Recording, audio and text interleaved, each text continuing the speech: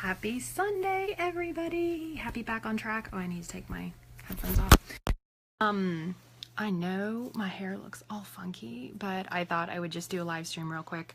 Really quick on judgment versus compassion, head hunger versus physical hunger. So one of the things that I've heard quite frequently is a couple of people talking about like eating behaviors and eating things that might not be the best of choices. And I wanted to talk a little bit about my experience with that and family and things that family eats and things like that. So you guys may or may not know, I try to do a high protein, low carb diet most, if not all of the time. And when I say low carb, I'm definitely getting half of the amount of carbs that I do protein per day. So if I'm eating 120 grams of protein, I try to stay to 60 or less grams of carbs per day. Now, one of the things that I know is that families can impact what we eat or what we're cooking, and I get that. So I have a 4-year-old and he loves carbs, and I have a husband and he loves carbs, and so I don't make the same things for them that I do for myself. And one of the transitions that I've made is I just tend to cut out carbs just because I just don't eat that.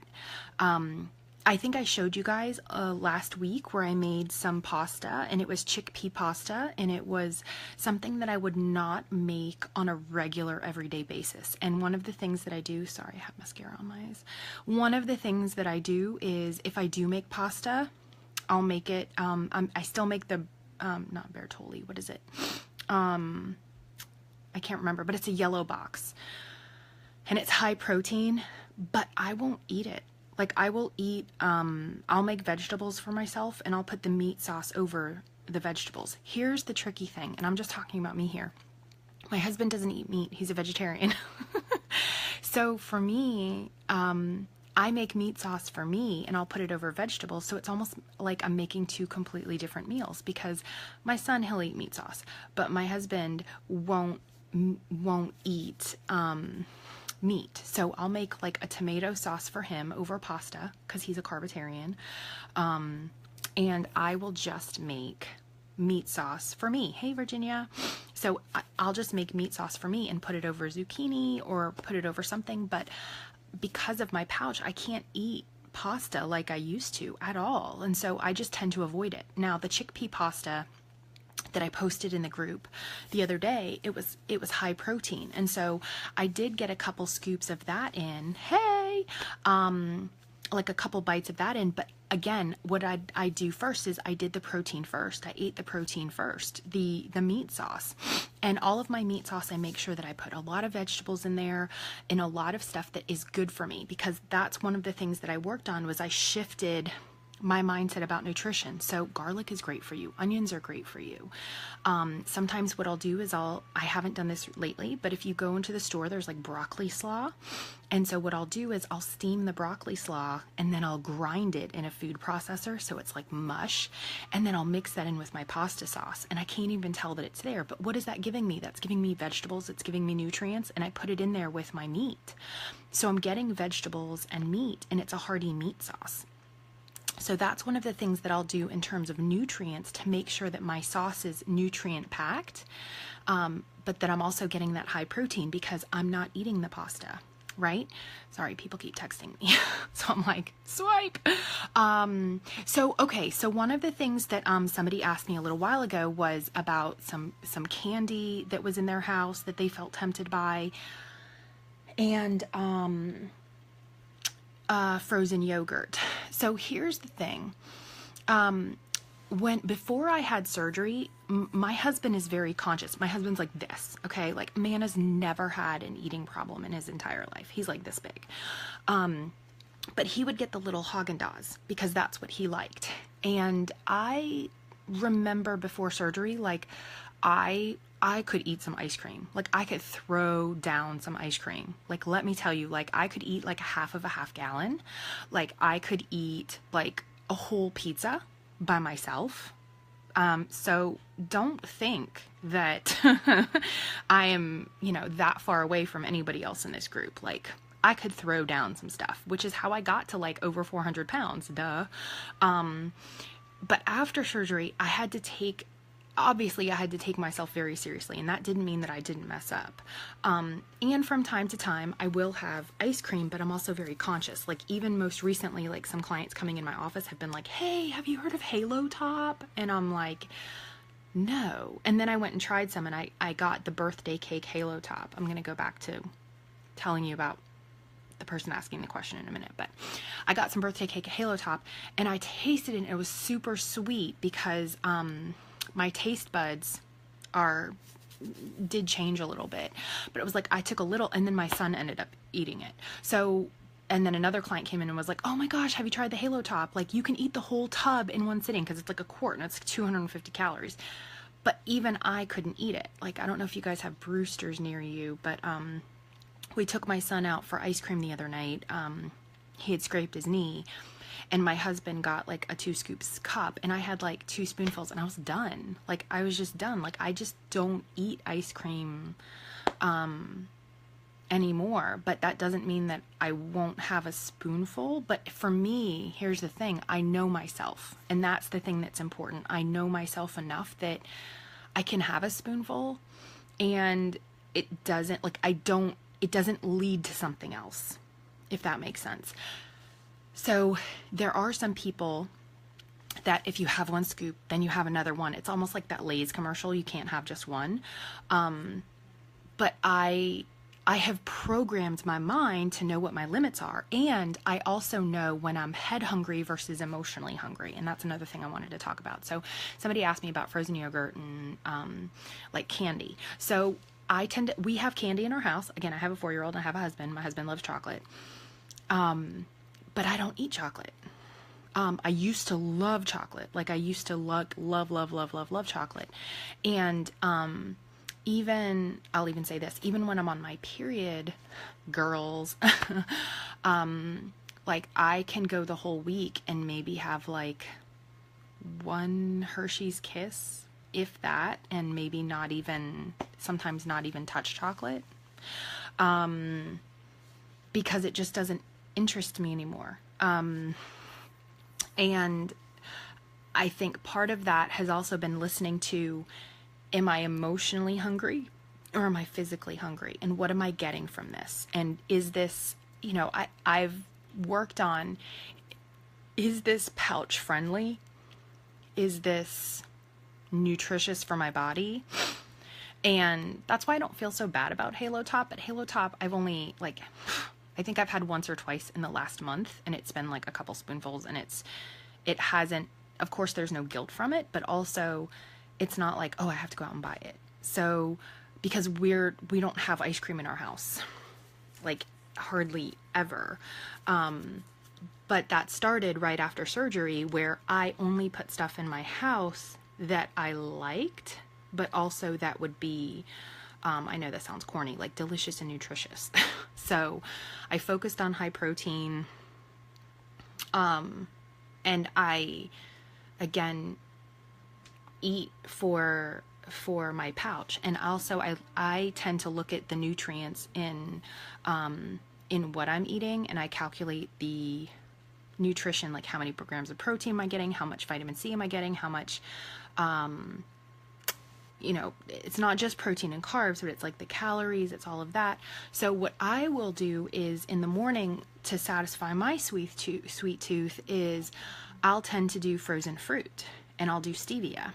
So I'll make, and I also love Undri protein. Sorry, I just like it. And I guess why I say I'm sorry is that I know a lot of people don't like protein shakes, but I really like it. So I'll take a scoop of strawberry with some blueberries and some strawberries and some stevia, which sometimes I don't even need the stevia. And sometimes I'll throw some kale in there, which is why I need the stevia. But then I'll mix it up. And for me, that tastes really, really good. And I'll sometimes stick some yogurt in there, like the Faye 0%. So it's 23 grams of protein, 0 fat, and I think it's like 9 grams of carbs. And don't, if I want vanilla, I'll actually put vanilla extract in there. I will not buy the vanilla flavored over the counter because it's unnecessary sugar. It's unnecessary sugar. So the Faye 0%, I'll put in with the Unjury protein, which if you've never had Unjury, it's really good. UNGJURY. It's medical grade protein, whey protein isolate. And I just like that. So, and then you can also freeze that. I've never put it in an ice cream maker, but if you ever look at The World According to Egg Face, The World According to Egg Face, I'm saying it slow so you can look it up. I forget her name, but I know she's been like at the OAC, Obesity Action Coalition, and I think she may have been on Obesity Help. Shelly, I just remembered her name, Shelly. So she does protein ice cream. So if you go get yourself like a cheapy ice cream maker and you put sugar-free syrups in there, and she'll tell you like milk and whatever, you can make your own protein ice cream, like with protein powder, and those are really good. But again, you can go get Halo Top and do the same thing. Halo Top is 5 grams a serving, although I don't think any one of us can eat a quart of ice cream, especially with that level of sweetness. Plus, if you're making your own protein ice cream with the syrups, it's going to be a little on the expensive side just because the syrups are expensive. So, but what I'm trying to say is you've got to listen to your body. You've got to listen to when you're hungry and what you're eating and when. And also suspend judgment. Like if you ate something that was really bad, I would go back and journal about it. I would go back and write about, why did I eat this, right? What was it that I felt that I needed this at this point in time? Because when you are eating something, when you are giving into what you may think is I don't like to say that foods are good or bad, but if you're giving into a craving, so whether it's chocolate or ice cream or whatever, what is the feeling that you get that led you to that? Because one of the things that has stuck out to me is if you feel like I need it, I have to have it, I need it, I have to have it. It's not a physical hunger, it's an emotional hunger. It's a head hunger, right? So that's what's important to recognize is, what is this food going to give me? What is this going to help me to satisfy? And a lot of our cravings are emotional cravings more so than physical cravings. Hey, Denise. More so than physical cravings. And again, if we're going to have a spoonful of this or a spoonful of that, it's different than enough to fill up your entire pouch. So if you're going to have one Hershey's Kiss, it's different than, oh my gosh, I need to have another one. Oh my gosh, I need to have another one. Because that need to have another one is maybe what you used to emotionally satisfy yourself with. It's that coping mechanism versus that short-term flavor or taste, because that short-term flavor or taste you can get from, let's say, one. And that's the place that I know that I'm in almost 4 years out, versus, okay, I have to have this. I have to have another and another and another, because that's what I used to do before surgery, was the need to kind of stuff things down because I didn't want to fully feel my feelings. I didn't want to deal with things. I didn't want to, and this is some of the things that my clients come in and talk to me about, is if they fully feel their feelings, then they feel anxious or overwhelmed or any other number of things. So that's why I think journaling is so important, because you can get in touch with your feelings, because now that you've had surgery, you had surgery for a reason, right? So we cut out our stomachs or rerouted our stomachs or whatever surgery you had for a reason, and none of us want to regain weight. So, but there are people who do regain weight.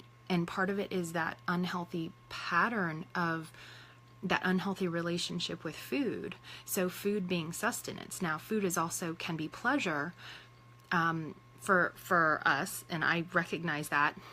But when and how often are we using it for pleasure? When and how often are we using it as a coping mechanism? When and how often are we feeling FOMO, fear of missing out, versus, yeah, I don't want to put that in my body today, or yeah, I don't need that, or I'm just not feeling it.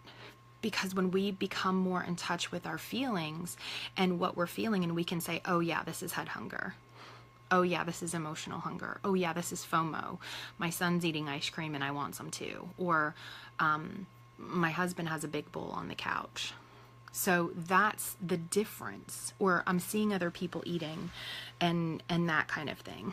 So, sorry, I'm moving around because I'm not using a tripod. I'm using my hand, and there's a light behind me. So, that's why I would say to journal about it. Journal about what you're feeling. And what is that ice cream, chocolate, candy, pizza? Believe me, know what your trigger foods are. That was the other thing I was going to talk about. Know what your trigger foods are. My trigger foods tend to be more savory and not always sweet, but sometimes. Trying to think of what a trigger food is for me. I know pizza is a trigger food for me. I'm just thinking, and I'm sorry, people keep texting me. So pizza is a trigger food for me. I've always loved pizza, and I tend to get thin crust if we're going to order it, and I tend to pull off the cheese and try not to eat the crust because, again, I'm trying to get more protein, less carbs. And then what I will do is, obviously I don't have that much space. None of us have that much space. So if I'm still wanting something else, have some chicken on hand. So to make sure that I get my protein, or, I'll just make sure that I have just the cheese off of it. But then that's a lot of cheese. So, I'm trying to think of another trigger food because I don't get triggered by ice cream that often. Hamburgers, I don't eat the bun. And even then I can only have like a half of a patty, and I'm talking like a regular size, not like fast food, because I don't do fast food anymore. Just hasn't been, and it hasn't been a trigger for me. French fries are not a trigger for me. I never liked French fries before. So, but you've got to know what your trigger foods are. I think that's what's important. What triggers you? What makes you go, oh, I really want that. I crave that. I miss that. And then to know what is it that food is going to do for you physically in terms of nutrition. And then what do you feel that you're missing out on? What do you feel that you're missing out on? And what emotions would you feel when you do eat that food, and what emotions are you feeling right now without that food?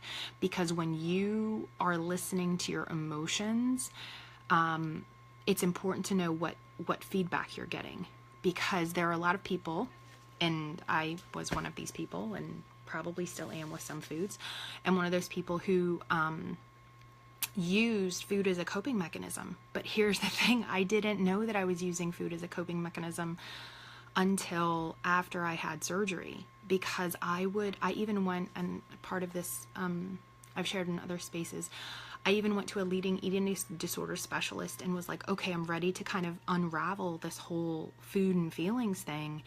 And she was like, yeah, I think we need to put you on a diet. And that was something that was super frustrating for me, because I was like, okay, but it's not about the food, yet it is about the food. But I was ready. I went to her ready to talk about the feelings, and she didn't want to unravel that with me. She just wanted to put me on a diet, and that left me feeling frustrated.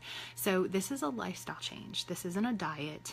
This is not about making you feel deprived at all. This is about listening to yourself, listening to your body, listening to what's going on in here, and why you feel you need something. Because if you're going to put it in your mouth, there's going to be a strong pull to it. So is there a need?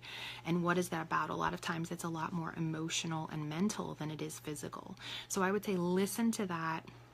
listen to yourself, journal it out. And if you're not a journaler, go for a walk and, run it through your mind. So that's something that I really think that that's what I'm here for. That's what I'm talking about in this group. I know I'll talk about recipes and stuff, but the purpose of this group is to get underneath the emotional stuff, because that's the biggest piece that a lot of people miss. And that is the thing that's going to keep you focused on the long haul, not just the food, but the feelings about the food. So I hope this helps you guys. Please feel free to leave me some comments below, and how this makes you feel, how maybe this, helps you on your journey, helps you move forward, and just want to let you know that I'm here for you and going through the same thing with you. All right, so I will talk to you soon, and have a happy Sunday. Back on track. Okay, bye.